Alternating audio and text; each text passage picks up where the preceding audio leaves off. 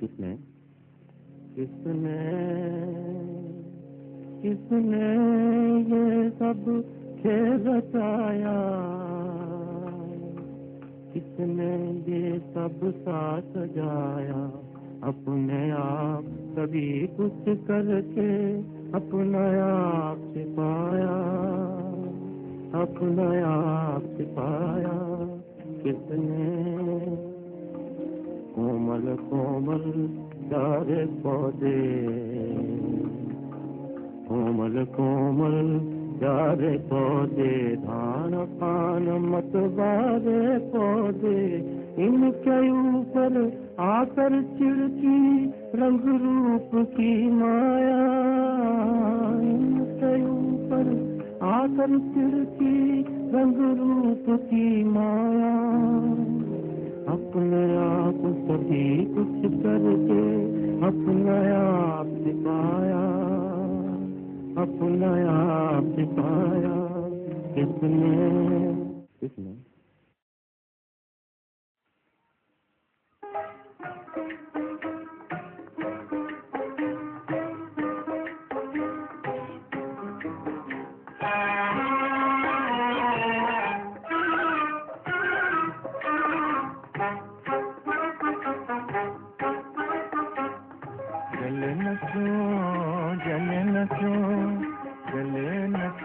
परवाना जले न क्यों परवाना, जले न क्यों जले न क्यों, जले न क्यों परवाना, जले न क्यों परवाना।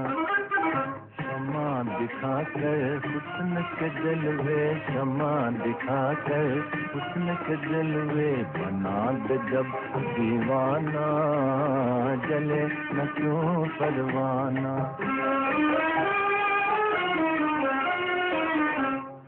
दिल की लगी का नाम है उल्फत, दिल की लगी का नाम उल्फत है,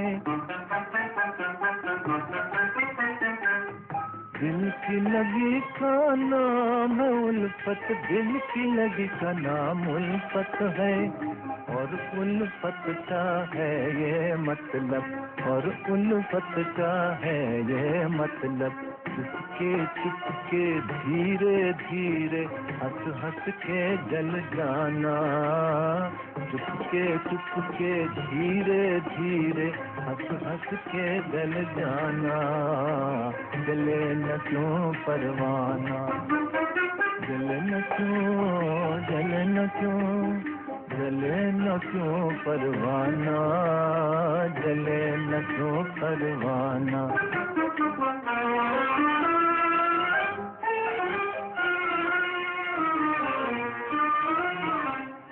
जलना है तो फिर जल जाए हो,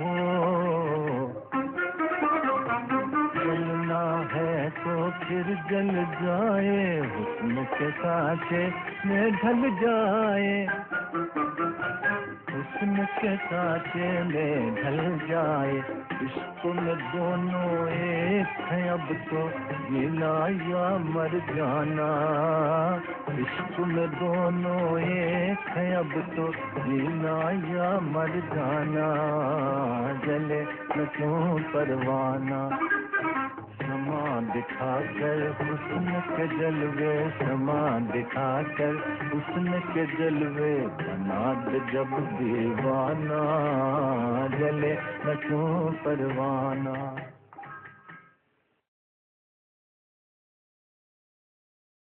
मुरली चल रही थी 26/7/65 की, दूसरे पेज के मध्य में।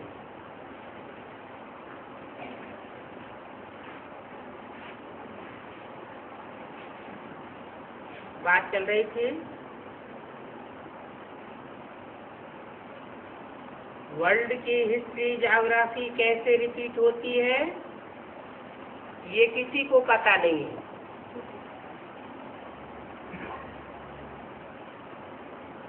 God is one, Creator is one,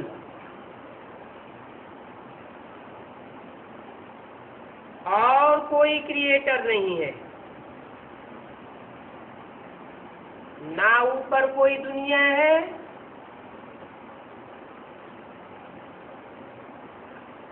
ना नीचे कोई दुनिया है।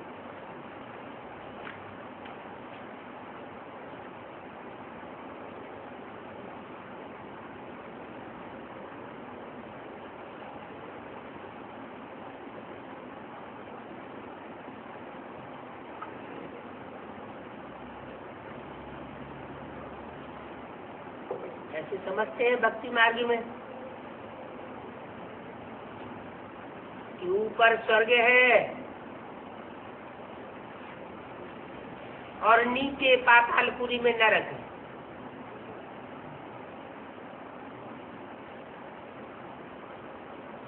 दैत्यों का राज्य नीचे है पाताल लोक में, और देवताओं का राज्य ऊपर है स्वर्ग लोक में। लेकिन भक्ति मार्ग में जो भी बातें हैं वो सब कहाँ की यादगार हैं? संगम युग की यादगार हैं। संगम युग में जिनकी ऊंची स्टेज बन जाती है उनके लिए इसी दुनिया में स्वर्ग महसूस होता है। जैसे बाबा कहते हैं तुम हेवनली गॉडफादर के बच्चे हो तो नरक में क्यों बैठे हो? माना जो जितने ज्यादा निश्चय बुद्धि बच्चे हैं उनको यहाँ इसी दुनिया में क्या महसूस होता है? स्वर्ग महसूस होता है, क्योंकि उनकी ऊंची स्टेज है।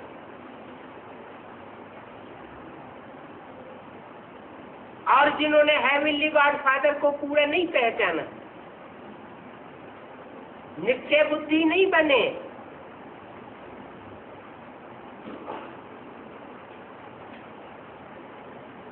और बने भी हैं तो गॉडफादर से उतने प्रभावित नहीं होते जितने देहधारियों से प्रभावित होकर रहते। तो उनको इस दुनिया में स्वर्ग महसूस नहीं होता। भले बाबा ने इस वर्ष बोला है, अव्यक्त बाप दादा ने, इस वर्ष को कौन सा वर्ष मनाओ? है जीवन मुक्त वर्ष बनाओ। और 98 को कौन सा वर्ष बोला था? है मुक्ति वर्ष बोला था।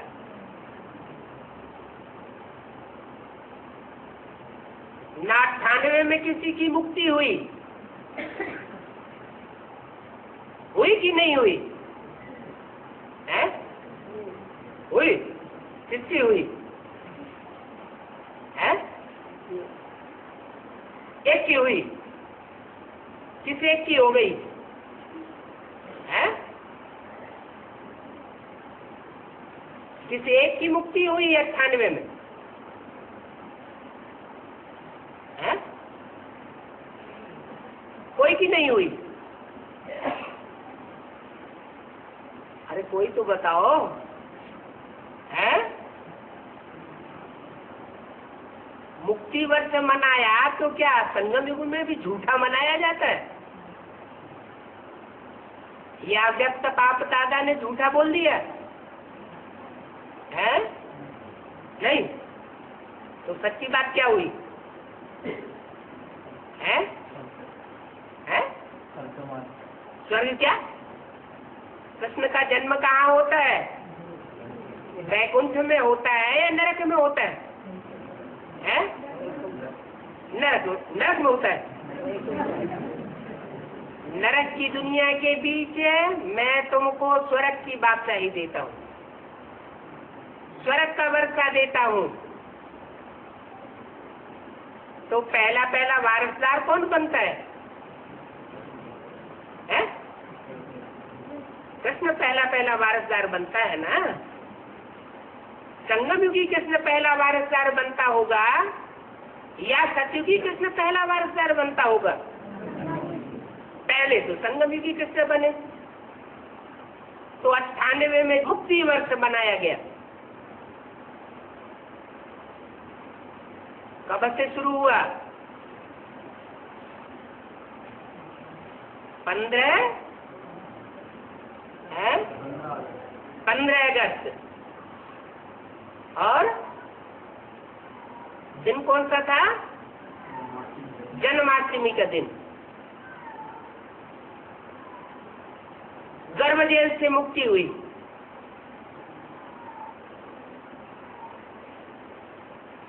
तो यादगार है कहाँ की? है संगमयुग की यादगार है। यादगार एक ही मनाई जाती है या 500 करोड़ की मनाई जाती है? जो होते सो अर्जुन। तो 98 तो मुक्ति वर्ष मनाया, और अभी 2004 को क्या मनाना है? जीवन मुक्त वर्ष। माने जीवन में रहते हुए ही दुख दर्दों से मुक्ति अनुभव हो। तो जरूर दुनिया में कोई स्वर्ग ऊपर और नीचे होने की बात नहीं है।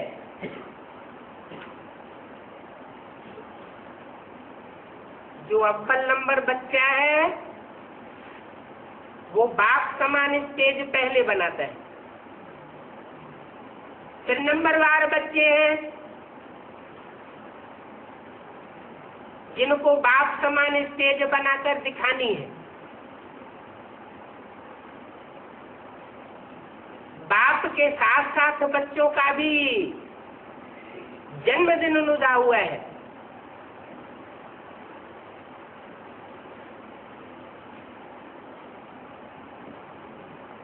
ये दुनिया तो एक मांडवा है। ये जो कहते हैं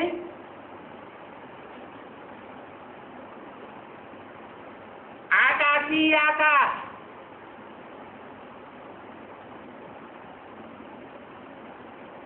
पाताला पाताल, ये सब भक्ति मार्ग के गपोड़े हैं।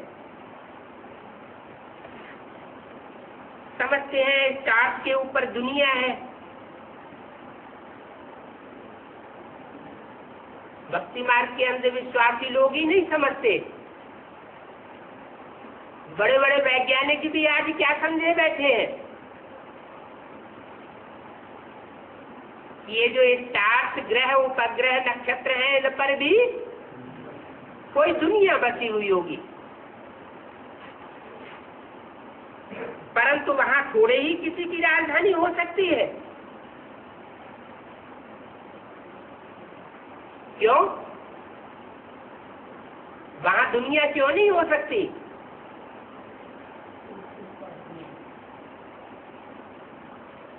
दुनिया नहीं हो सकती, दुनिया की राजधानी नहीं हो सकती। कारण क्या? वहां सूर्य से जो एक्यूरेट दूरी होनी चाहिए जीवन के लिए,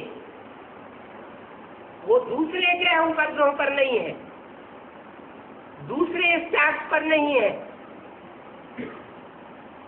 एक पृथ्वी है, और पृथ्वी का भी नॉर्थ पोल और दक्षिणी पोल,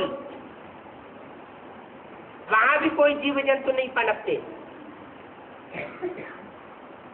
क्योंकि पृथ्वी से सूर्य की दूरी ज्यादा हो जाती है। ये तो रही स्थूल दुनिया की बात।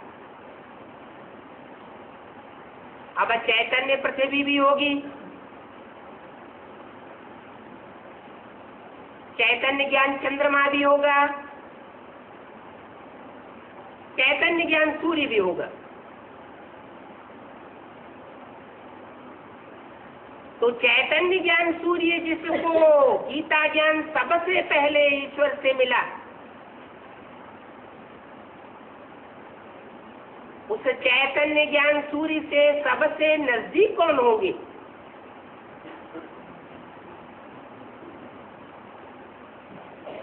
कोई तो होंगे। जहां जीवन जीवन कहा जाए,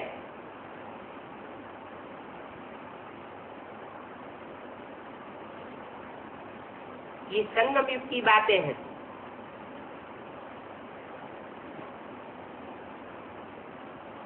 बहुत नजदीक कौन होंगे? हैं? हैं?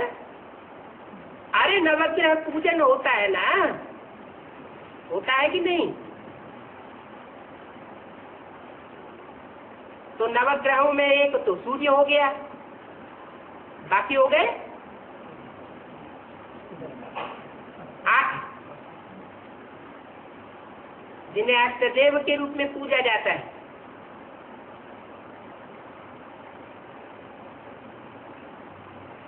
तो नजदीकी की बात है,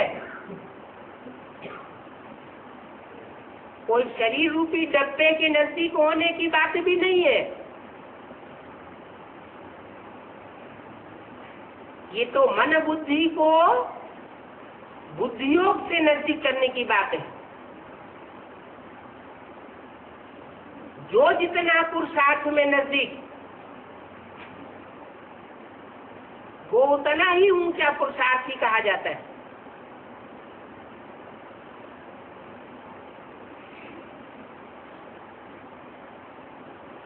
तो दूसरे शास्त्र में कोई राजधानी बनाने की बात नहीं है।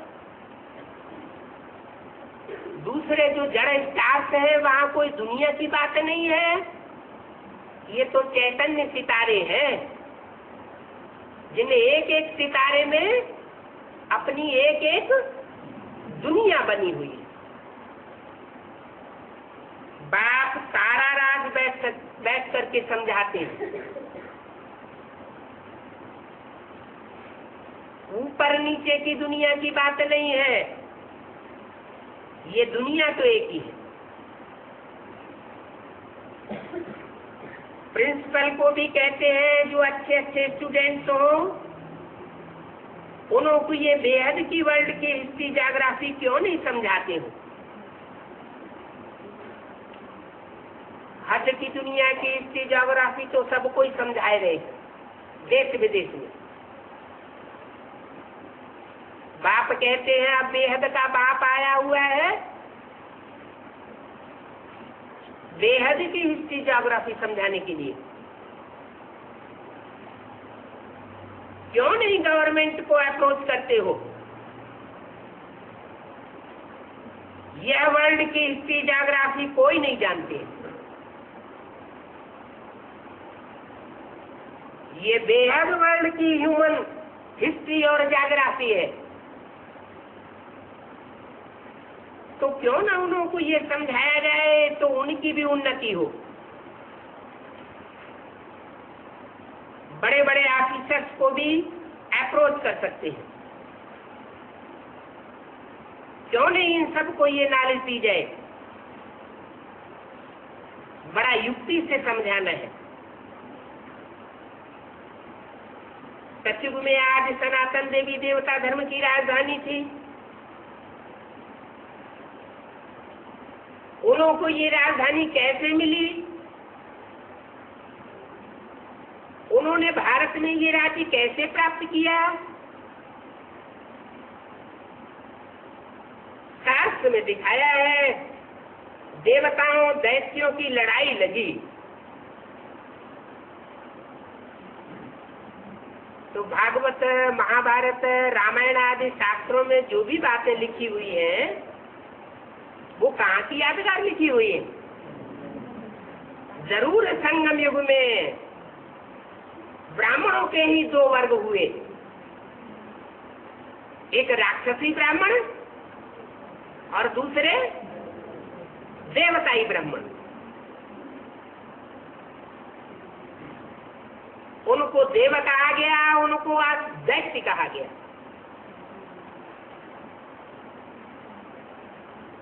फिर देवताओं ने जीत लिया। अब देवताएं ज्यादा कमजोर होते हैं या राक्षस ज्यादा कमजोर होते हैं? ज्यादा पावरफुल कौन होते हैं? राक्षस ज्यादा पावरफुल होते हैं और देवताएं उतने पावर वाले नहीं होते। फिर देवताओं ने कैसे जीत लिया है? राक्षसी शक्तियां कितनी ही पावरफुल क्यों न हो, ईश्वरीय शक्ति की आगे उनकी एक भी नहीं चाल चलती।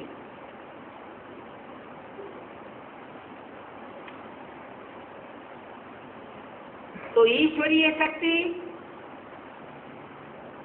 देव आत्माओं को विजय दिलाती। देवात्माएं कौन होती है? उनका खास धंधा क्या होता है?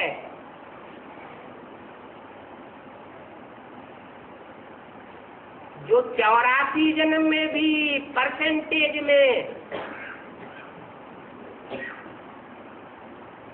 दिखाई देता है। देवता किन्हें कहा जाता है? देवता माना देने वाला, सुख देता है और सुख ही लेता है, न दुख। वाणी में क्या बताया, मुरली में क्या बताया स्लोगन? न दुख देना है न दुख लेना है। दुख देने वाले को भी देवता नहीं कहा जाता और दुख लेने वाले को भी देवता नहीं कहा जाता।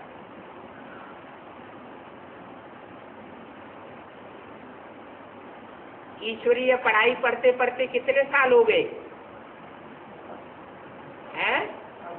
68 साल हो गए। अपने अंदर झांक करके देखे, पोता मेल निकालते रहे। दुख देना नहीं है, दुख लेना नहीं है। इस स्लोगन को कहां तक धारण किया है? अगर धारण किया है तो विजय ही विजय। कहाँ बैठे हैं? विजय विहार में। तो विजय विहार में बैठने वालों को अब शूटिंग के इस लास्ट वर्ष में जीवन मुक्ति पद पर विजय पानी है। तो क्या करना है? मुख्य काम न दुख देना है न दुख लेना है। चाहे मनसा हो, चाहे वाचा हो और चाहे कर्मेंद्रियों से किसी प्रकार का दुख देना की बात हो।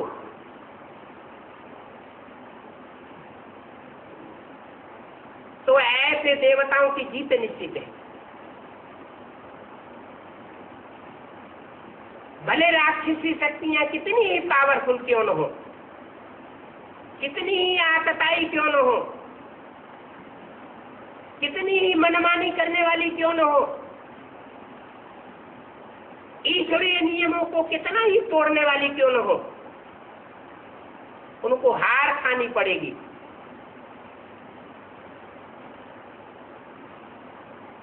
महाभारत की लड़ाई यादगार है। एक ही लड़ाई लगी है 5000 वर्ष में। ऐसी महाभारत लड़ाई और 5000 वर्ष में कभी होती नहीं है। उसके बाद फिर 5000 वर्ष तक कोई लड़ाई नहीं लगी। तो बच्चों को शिक्षा दी जाती है क्यों नहीं स्कूल में बच्चों को ये नॉलेज देते हो जिसमें बेहद की हिस्ट्री ज्योग्राफी समझाई जाती है? कितने वर्ष की? 5000 वर्ष की हिस्ट्री ज्योग्राफी समझाई जाती है। और वो दुनिया में जो मनुष्यों की पढ़ाई है, मनुष्यों के द्वारा खोली हुई यूनिवर्सिटीज हैं, उनमें कितने वर्ष की हिस्ट्री समझाई जाती है? कितने वर्ष की ज्योग्राफी समझाई जाती है? सिर्फ 2500 वर्ष। वो भी एक्यूरेट मिले या न मिले।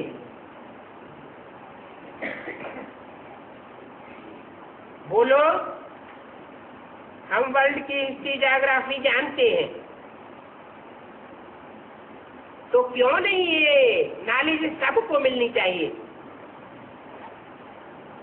कायदा है, कोई नई इन्वेंशन हो तो पहले पहले बादशाह को दिखाते हैं। ये परंपरा भी कहाँ से पड़ी होगी? है ये परंपरा भी कहाँ से पड़ी होगी? चलो मिस्त्री, कैसे है? हाँ, जो भी कोई है राज है, वो पहले पहले बादशाह को पता चलता है।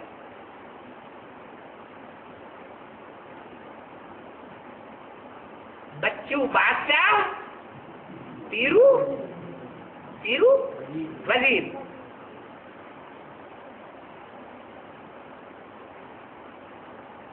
तो किसको पता चलता है? जो हीरो पाठधारी है, उस हीरो पाठधारी को पहले पहले दुनिया की हिस्ट्री ज्योग्राफी का पहले पता पड़ जाता है। तो दुनिया में भी ये कायदा चला आ रहा है कि कोई नई इन्वेंशन होती है तो पहले बादशाह को दिखाते हैं, फिर उन द्वारा वृद्धि को पहुंचाते हैं। बाप ने बच्चों को सिखलाया है, वर्ल्ड की हिस्ट्री ज्योग्राफी का चैप्टर समझाया है। इनको कहा जाता है स्वात्मा को सृष्टि के आदि मध्य अंत का नॉलेज मिलता है, जिससे 21 जन्म के लिए चक्रवर्ती राजा बन जाते हैं। इस नॉलेज से कौन सा पद प्राप्त होता है? 21 जन्म के लिए चक्रवर्ती राजा बन सकते हैं। वो मनुष्यों की पढ़ाई, जो हद की पढ़ाई है, हद की हिस्ट्री ज्योग्राफी बताती है, उससे तो ज्यादा से ज्यादा इंजीनियर बन जाएंगे, डॉक्टर बन जाएंगे, मिनिस्टर बन जाएंगे, कलेक्टर बन जाएंगे। लेकिन कोई सम्राट नहीं बन सकता, राजा नहीं बन सकता। ये राजयोग की पढ़ाई के द्वारा बाप आकर के राजा बनाने की पढ़ाई पढ़ाते हैं। तो क्या बनना है? भिखमंगा बनना है या राजा बनना है? भिखमंगा बनेंगे, भगवान बाप आया हुआ है तो वहां भी भीख मांगनी पड़ेगी। कहाँ है? 5-4 वर्ष में 2500 साल तो स्वर्ग होता है, बाकी जो 2500 साल बचता है उसमें वहां भी भीख मांगनी पड़ सकती है, क्योंकि शूटिंग यहाँ हमने की।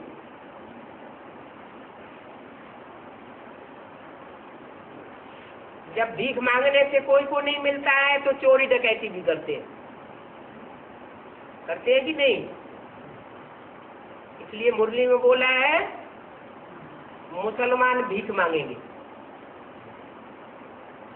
हिस्ट्री में भी जब उन को नहीं मिला तो क्या किया है? भारत पर आक्रमण कर दिए, लूट खसूट कर दी।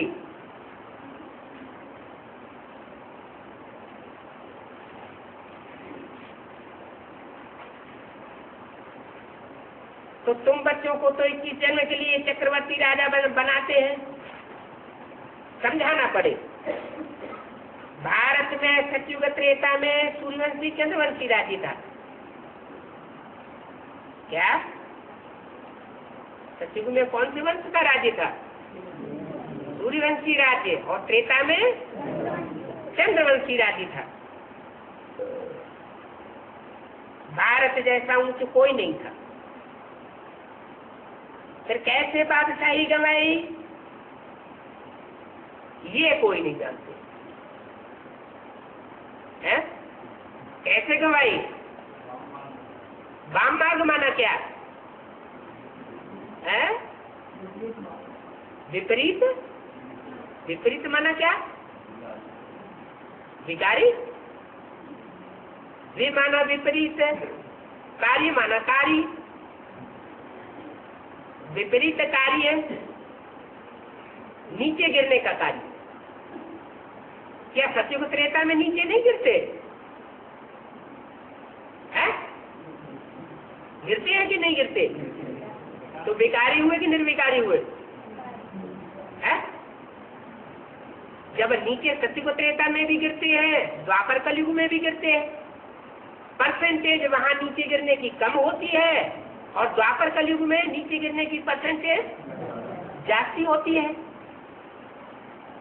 तो नीचे गिरना तो दोनों तरफ होता है। बाकी अंतर क्या रहा? हाँ, वहां द्वापर कलयुग में विविचार फैलता है, मत मतांतर का विविचार, वाइब्रेशन का विविचार, दृष्टि वृत्ति का विविचार, बातों का विविचार, कर्मेंद्रियों का विविचार। इसलिए पतन जास्ती होता है। तीव्र गति से मनुष्य शक्ति नीचे गिरती है, दुखों की ओर बढ़ती है। सतयुग त्रेता में विविचार नाम मात्र को भी नहीं होता। राधा की दृष्टि कृष्ण में ही डूबेगी, कृष्ण की दृष्टि राधा में ही डूबेगी। तो ऐसी सृष्टि बनाने के लिए बाप क्या युक्ति रखते हैं?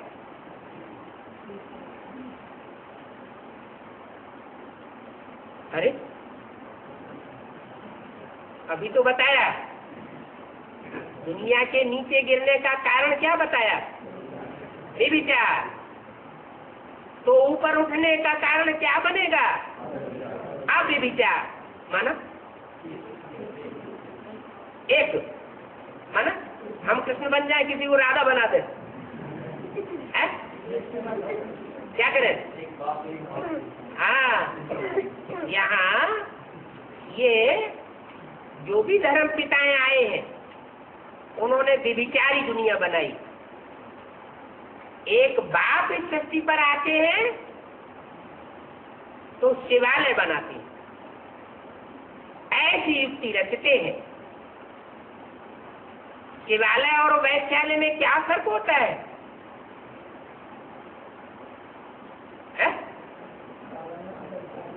शिवालय में अब बेविचारी होते हैं। क्यों? ढेर सारे देवी देवताओं की पूजा नहीं करते हैं, पूजा नहीं होती। अच्छा, शिव के मंदिर में जो ढेर सारे देवी देवताएं रखे होते हैं, शिवलिंग के आजू बाजू में चारों तरफ दीवार में लगे हुए जड़े हुए मूर्तियां रखी होती हैं, उनकी पूजा नहीं करते हैं? हाँ, वो शिवालय इस बात की यादगार है कि सतयुग त्रेता में अविचार होता है, वो अव्यभिचार की स्थापना शिवालय की यादगार है। क्या यादगार है? कि सबका मुख एक बाप की ओर है। मुख एक बाप की ओर है माने बुद्धि एक बाप में लगी हुई है। जब मन बुद्धि ही एक बाप में लग जाएगी तो और कर्म इंद्रियां दूसरी ओर नहीं जा सकती।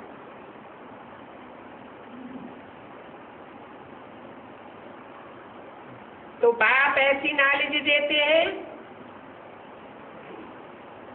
जिससे किशन के लिए तुम चक्रवर्ती राजा बनते हो।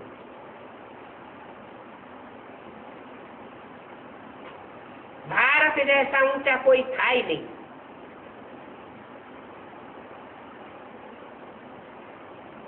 तो कैसे राजाई गवाई ये कोई नहीं जानते, कोई नहीं जानते। अरे ब्रह्मा कुमार कुमारी तो जानते होंगे, है? जानते हैं कि नहीं जानते? जानते हैं। तो अंदर से पूछो, दृष्टि वृत्ति कृति कर्मेंद्रियों का विचार अंदर से निकाल फेंका है।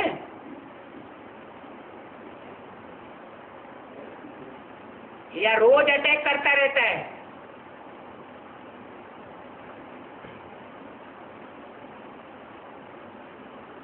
इसलिए बोला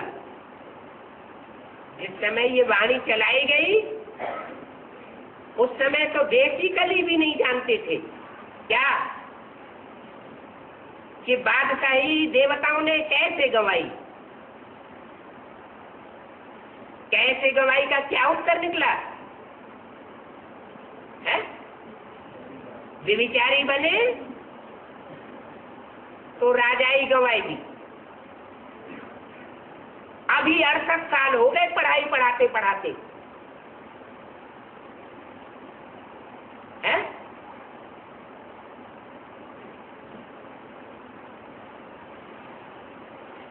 पढ़ाई पढ़ने वाले दो तरह के हैं। एक तो ऐसे हैं जिन्होंने अपने सारे जीवन की आहुति इस ईश्वरीय पढ़ाई पढ़ने के लिए ही दी हुई है। अपना सारा ही जीवन अर्पण कर दिया, तन से मन से धन से समय से संपत्ति से संबंधियों से सबकी बाजी लगाएगी। दूसरा वर्ग ऐसा है जिसने पूरी बाजी तो नहीं लगाई, पूरी बाजी लगाने का सबके सामने अंजाम नहीं किया, लेकिन अंदर से ऐसे प्रयास में है कि हम घर गृहस्थ में रहते हुए भी, धंधा धोरी करते हुए भी, तन से मन से धन से समय से संपर्क से संबंधियों की भी बाजी लगा करके सब प्रकार की शक्तियां ईश्वरीय सेवा में अर्पण करके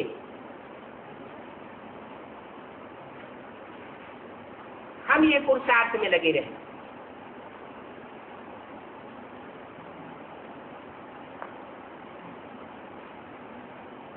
तो दो प्रकार के हैं पुरुषार्थी।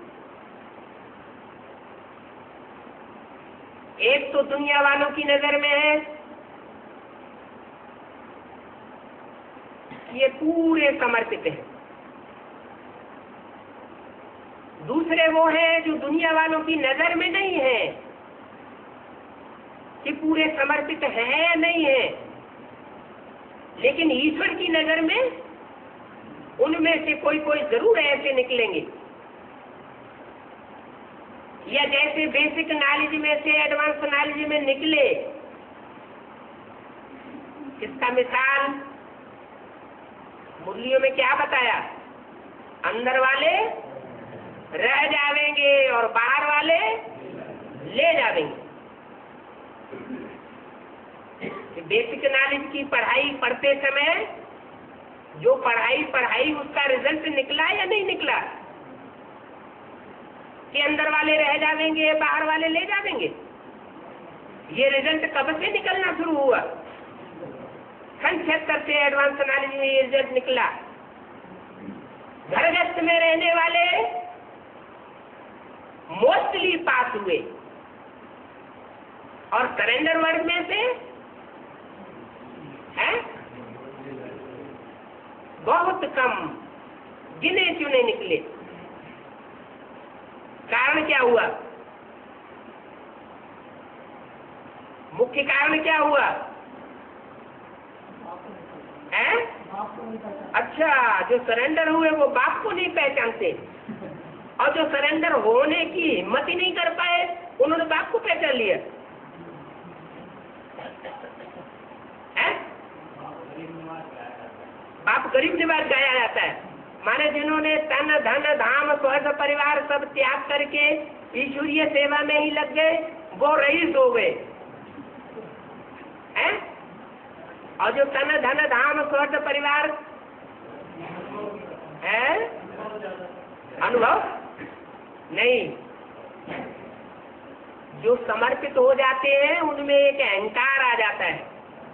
जैसे दुनिया में सन्यासी होते हैं तो उनको क्या अहंकार होता है? हमने घरघाट का त्याग किया, हमारी बात मानो। क्या अहंकार रहता है? हमने दुनियादारी का त्याग किया है इसलिए हमारी बात मानो, शिवो हम ही शिव हैं। जैसे शिव है ना, वो दुनियादारी को त्याग करके 5000 साल कहाँ बैठता है? परम धाम बैठता है। तो जैसे वो दुनियादारी को त्याग करके परम धाम में बैठता है, ऐसे हमने भी दुनियादारी त्यागी हुई, इसलिए शिवो हमारी बात मानो। तो ये अहंकार जो है वो प्राप्ति नहीं करने देता। ऐसे तो शास्त्रों में सारी बातें बोली हुई है। जो दुनिया को त्याग करके विश्व कल्याण के लिए अपने जीवन को अर्पण करते हैं ईश्वरीय सेवा में, वो तो सेवाधारी है, किसी के ऊपर आर्डर चलाने वाले नहीं होने चाहिए। अगर ईश्वरीय सेवा में अर्पण होने के बाद भी दूसरों के ऊपर या संगी साथियों के ऊपर आर्डर चलाते हैं, बजाय रिक्वेस्ट करने के क्या करते हैं? आर्डर चलाते हैं, तो यही राजाई ले ली। तो जिन्होंने यही राजाई ले ली उनकी वहां राजाई भविष्य की राजाई कट हो जाती है।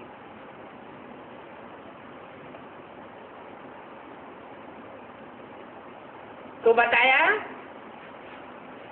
ये बादशाही स्वर्ग की कैसे गवाई ये कोई नहीं जानते। तो क्यों न बेहद की इसकी जागराफी सबको समझानी चाहिए। तो सिवाय बाप के कोई वो नॉलेज दे नहीं सकता। ये बेहद की हिस्ट्री ज्योग्राफी की नॉलेज बाप ही देंगे।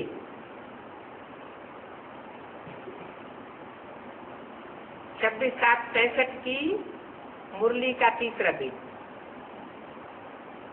तो तुम बच्चों को सर्विस भी करनी है। क्या करना है? सर्विस करनी है कि डिसर्विस करनी है? सर्विस। सबते सेवक धर्म कठोरा। क्या? जितने भी कार्य करने वाले दुनिया में हैं, उनमें जो सेवक का पार्ट बजाता है, सेवाधारी का पार्ट बजाता है, उसका धर्म बहुत कठोर होता है। भक्ति मार्ग में तुलसीदास जी ने रामायण में लिखा, ये भक्ति मार्ग में भी बताया और बाबा भी ये बात बता रहे हैं कि तुम बच्चे सेवाधारी हो। पहले किसके सेवादारी हो? है पहले नहीं, स्वयं की सेवादारी वो तो ठीक है। पहले सेवा करनी है अपने घर की, परिवार की, फिर सेवा करनी है बाहर की। पहले घर का सुधार, फिर पर का सुधार। तो अपने जो ब्राह्मण परिवार के भांति हैं, उनकी सेवा में अहंकार नहीं आना चाहिए। सेवा की सेवा करो, और जिनकी सेवा करो अगर वो दो चार कठोर शब्द बोल दें तो उनको भी सहन करो। जैसे माँ होती है घर में, आजकल के तो बच्चे कितने बिच्छू चिंदन होते हैं। ब्रह्मा बाबा को ऐसे बच्चों से सबाका पड़ गया, लेकिन कैसी सेवा की? सेवा के धर्म में कोई कमी रही क्या? नहीं रही ना। इसलिए वो आत्मा सतयुग का प्रथम महाराज कुमार बनती है, बनी बनाई राजाई लेती है। बनानी पड़ती है या बनी बनाई मिलती है? बनी बनाई मिलती है।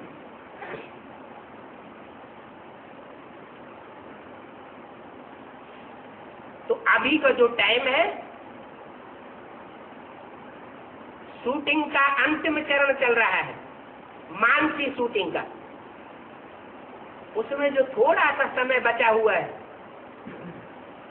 उसमें निरहंकारी होकर के जितना समय को सफल करना चाहो उतना कर सकते हो। क्यों? अंतमते सोगते हो जाती है।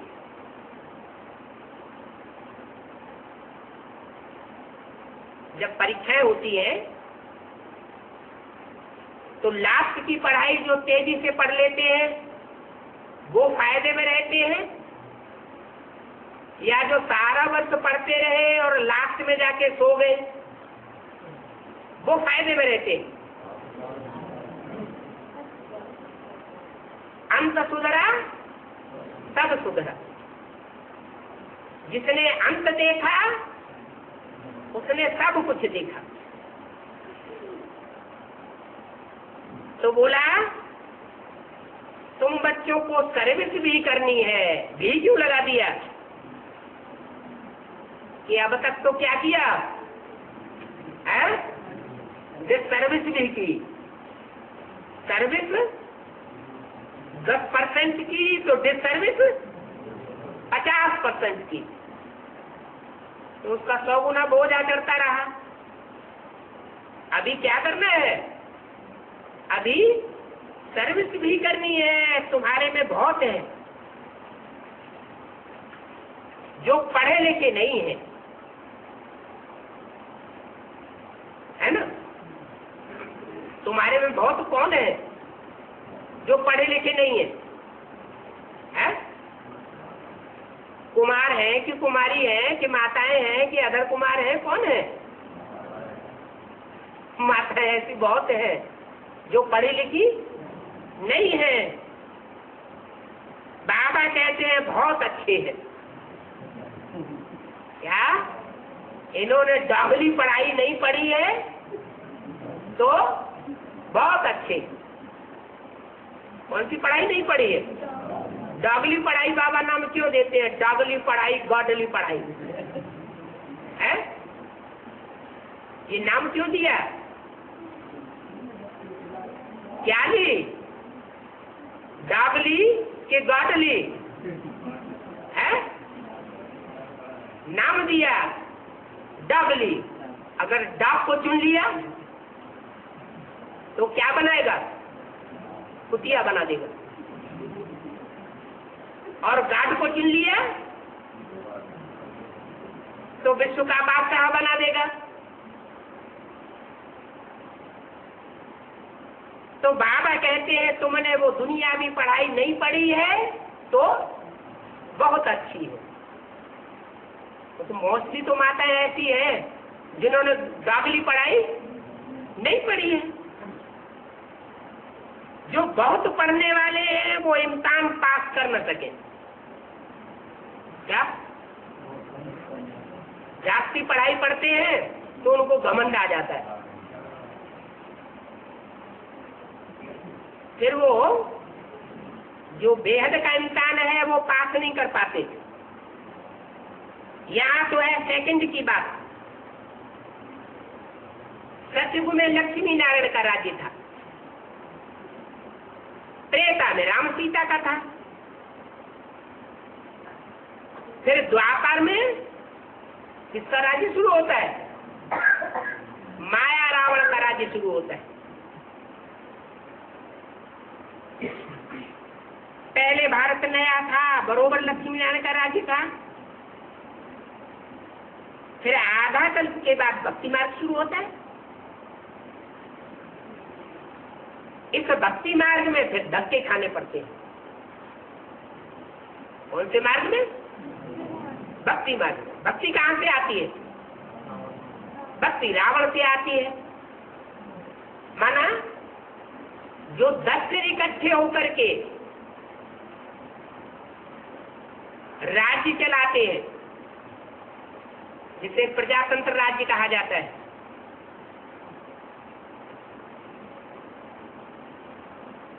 वो भक्ति की चरम सीमा पैदा कर देता है। तो अनेकों की मत पर चलने के कारण फिर धक्के खाने पड़ते हैं। एक सिखाता है काबा में जाने से भगवान मिलेगा, अल्लाह मिलेगा। फिर भारत में दूसरा शंकराचार्य सिखाता है जगन्नाथपुरी में जाने से भगवान मिलेगा।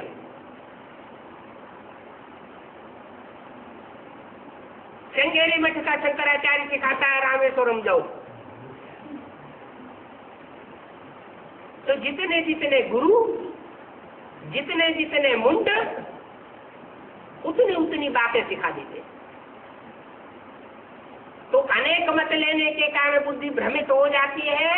मनुष्य आत्माएं 2500 साल से धक्के खाती चली आई। इसलिए राम रावण का जब युद्ध होता है तो रावण को कितने सिर दिखाते हैं? 10 सिर दिखाते हैं। 10 सिर 20 भुजाएं, और राम को एक सिर दिखाया जाता है। माने एक मत, वो एक मत देता है।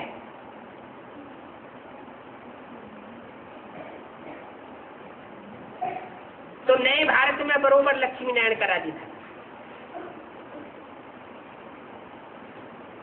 अभी देखो धक्के खाने पड़ते हैं। भक्ति है अंधेरी रात, अंधेरे में ठोकरें खानी पड़ती है। कौन सा अंधेरा? अज्ञान का अंधेरा। अभी भी शूटिंग चल रही है। क्या चल रही है?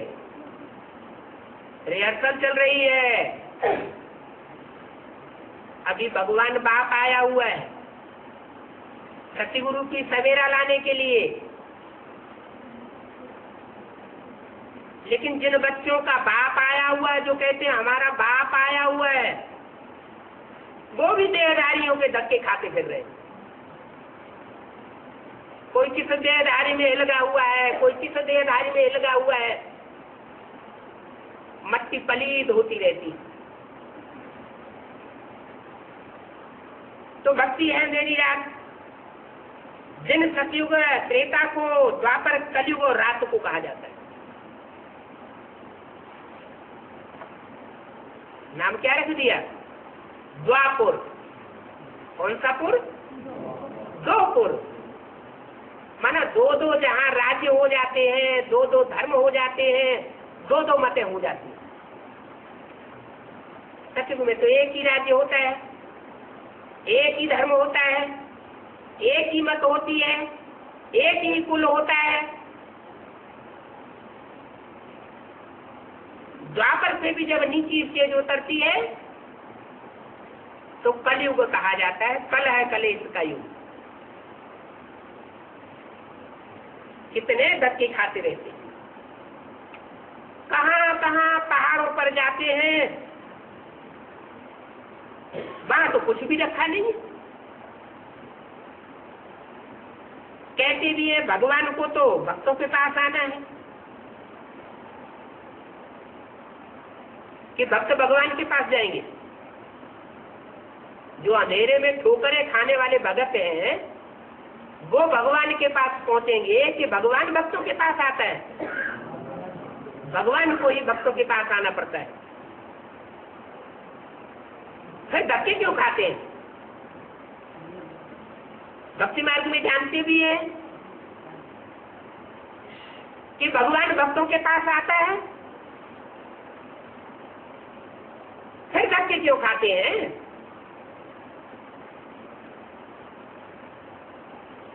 बाप का पता ही नहीं है। जब तक पता नहीं है तब तक धक्के खाते हैं। उनको ढूंढते ढूंढते धक्के खाए खाए दुर्गति हो गई। जाते भी है गॉड फादर लिबरेटर है, भक्ति के धक्कों से लिबरेट करने वाला है। उनको कहा जाता है हेवनली गॉड फादर। तो जरूर उनसे हेवन का वर्षा मिलना चाहिए।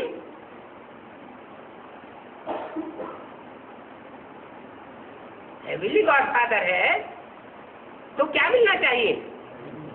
हेवन का वर्षा मिलना चाहिए।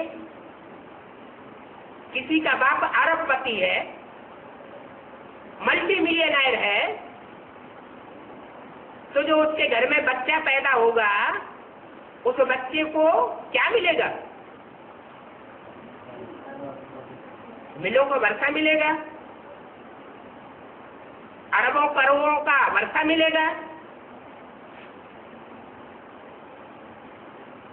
तो बाबा पूछते हैं भूल तो नहीं गए हो? किसको? 68 साल हो गए, हेवनली गॉड फादर को भूल तो नहीं गए हो? क्यों पूछा ऐसा? इसलिए पूछा कि बच्चे घड़ी घड़ी दुखी होते रहते हैं, दुख महसूस करते हैं। तो बाप कहते हैं हेवनली गॉड फादर के बच्चे हो, कहते हो हम बाप के बच्चे हैं, ईश्वर बाप के बच्चे हैं, लेकिन कहीं बाप को भूल तो नहीं गए हो? अगर भूले हुए हैं तो उसका अंजाम क्या होता है? कहाँ महसूस करते हैं? स्वर्ग में या नरक में? नरक में महसूस करते होंगे। मनुष्य मरते हैं तो पूछा जाता है कहाँ गया है? मनुष्य जब मरते हैं तो पूछते हैं ये कहाँ गया? तो कहते हैं स्वर्ग पधारा। अच्छा, फिर तो सबको मर जाना चाहिए, क्योंकि मरने के बाद स्वर्ग मिल जाता है। लेकिन स्वर्ग तो इस दुनिया में है ही नहीं। जो भी मरते हैं कहाँ जन्म लेते हैं? इसी नरक की दुनिया में जन्म लेते हैं। पहले का जन्म फिर भी अच्छा होता है, जो अगला जन्म होता है वो तो और भी नीचा होता है, दुखी जन्म हो जाता है। तो ये क्यों कहते हैं कि जो मरा तो स्वर्ग पधारा? ये संगम युग की यादगार है। किस बात की यादगार है?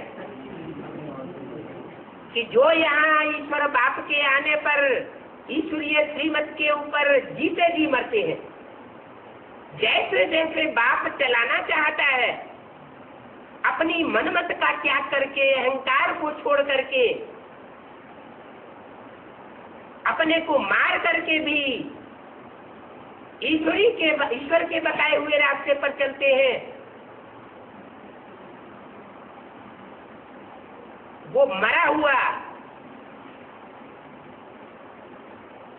जो अपने को भी महसूस करे कि मैंने अपने पूर्व जिंदगी को मार दिया, देवान की जिंदगी को मार दिया, और संगी साथी दूसरे भी अनुभव करें कि इसने तो अपने को मार दिया। जैसे इस साल बाबा ने बोला है, क्या बोला है? परिवर्तन परिवर्तन, क्या महान परिवर्तन। तो किसका होगा परिवर्तन? जिसने अपने देह अहंकार को त्यागा होगा उसका परिवर्तन होगा। तो कहते हैं स्वर्ग पधारा, किसको भी पता नहीं है स्वर्ग कहाँ होता है। वो समझते हैं कोई आसमान में स्वर्ग होता है। ऐसा क्यों समझते हैं? हाँ, ऐसी ऊंची स्टेज जो धारण करता है वो स्वर्ग का अनुभव करता है, जीवन मुक्ति का अनुभव करता है। इस वर्ष जीवन मुक्त वर्ष प्रैक्टिकल में मनाना है या सिर्फ नगाड़े बजाने हैं मुंह के? प्रैक्टिकल में मनाना है ना। तो कोई आसमान में स्वर्ग नहीं होता।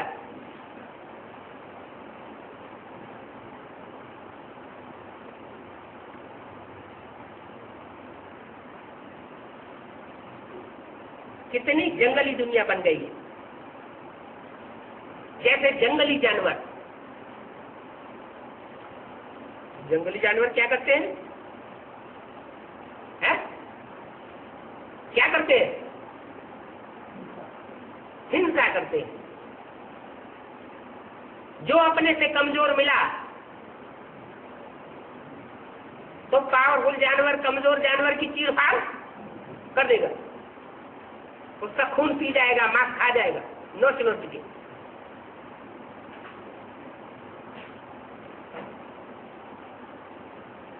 तो हम अपने को देखें,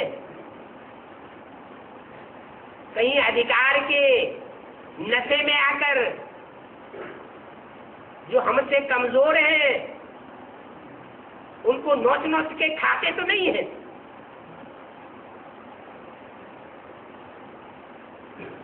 कैसी दुनिया बन गई।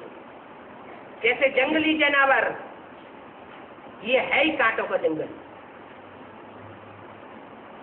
भारतीय फूलों का बगीचा है। अब फिर तुम फ्लावर्स बन रहे हो।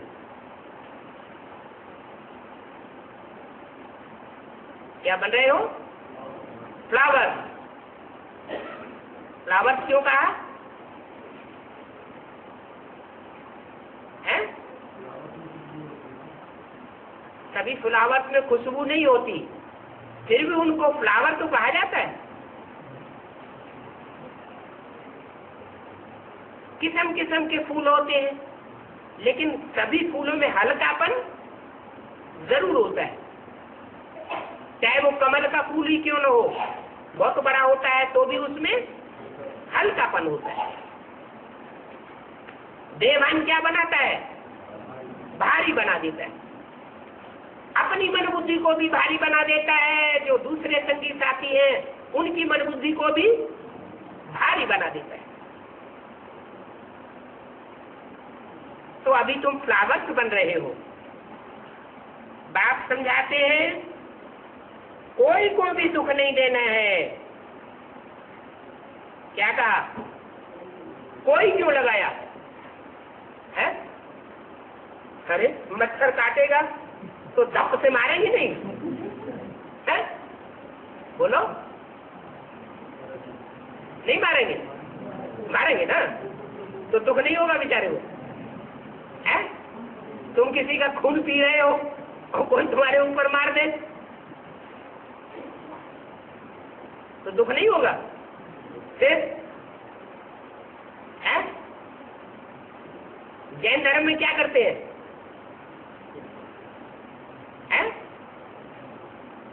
जो कीटाणु है वो भी कीटाणु हमसे न मर जाए, क्योंकि उनमें भी आत्मा है।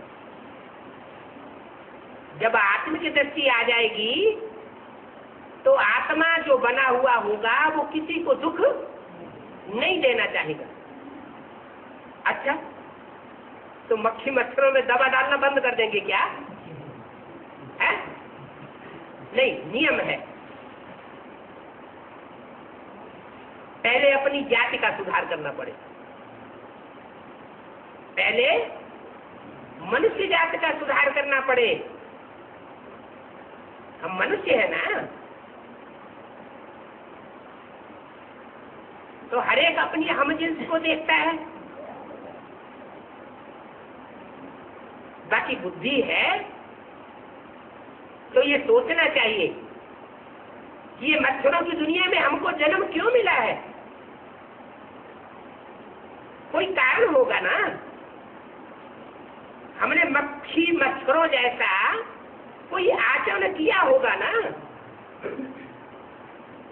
जानवरों जैसा कोई आचरण किया होगा ना पूर्व जन्मों में अथवा इस जन्म में भी, तो हमको ये प्रतिफल मिल रहा है। अभी हम कोई भी आत्मा को दुख न दें तो हमको रिजल्ट में क्या मिलेगा? सुख ही मिलेगा। कोई कितना भी हमको दुख देने वाला क्यों न हो, वो तब तक हमको दुख देगा जब तक उसका अपना हिसाब किताब पूर्व जन्म का चुकतू नहीं हो जाएगा। जब अपना हिसाब किताब चुकतू कर लेगा तो जन्म जन्मांतर का ही दुश्मन क्यों न रहा हो, वो भी हमारा मित्र बन जाएगा। तो बोला कि बात समझाते हैं, कोई को भी दुख नहीं देना है। अगर अब भी दुख दिया तो रिजल्ट क्या होगा? दुखी होके मरेंगे। क्या? एक तो खुशी खुशी मरना होता है और एक दुखी जो होकर के मरना होता है, हाय दैया तौबा करके मरना होता है। तो कौन सी अंतमते सुगति अच्छी है? है? सुख की जो मौत हो वो अच्छी हुई ना। तो जो दुख देने वाले हैं वो इतना ऊंच पद पाए नहीं सकेंगे। इतना ऊंच पद है जितना सुख देने वाली आत्माएं जो होंगी, जो अष्टदेव होंगे,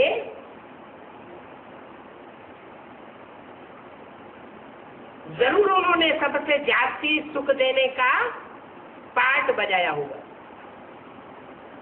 सिर्फ सतयुग त्रेता में ही या द्वापर कलयुग में भी है? द्वापर कलयुग में भी। इसलिए भेंट में बताया कि जो दुख देने वाली व्यक्ति के होंगे वो इतना ऊंच पद पाए नहीं सकेंगे। तुम जानते हो, हम बाप के पास आए,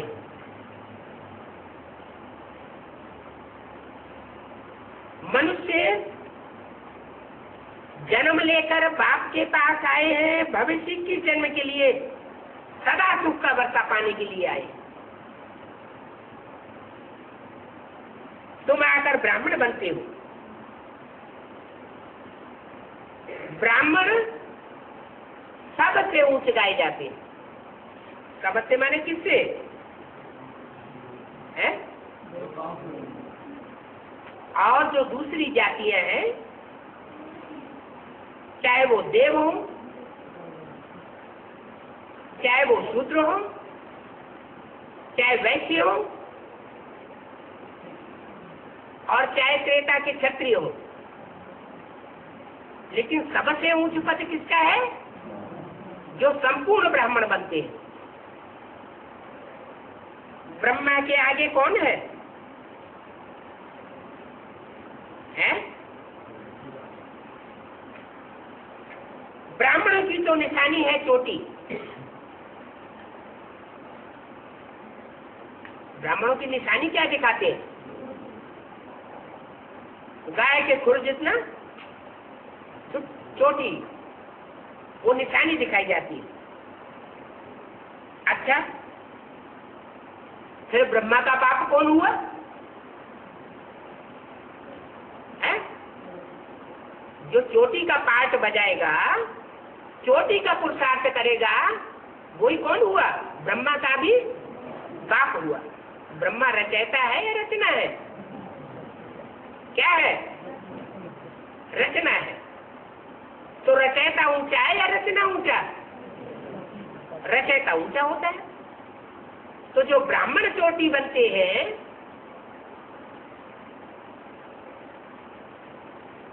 चोटी में 2-4 बाल होते हैं या ढेर बाल होते हैं? ढेर होते हैं।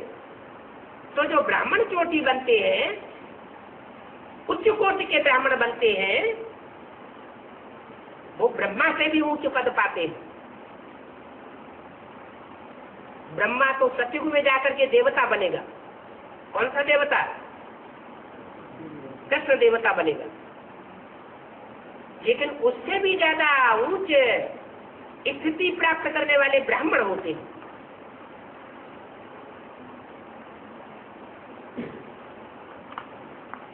तो ब्रह्मा का बाप हुआ शिव बाबा। कौन हुआ? शिव बाबा। तो तुम बच्चों को बाप समान पुरुषार्थ करना है। अच्छा, ओम शांति।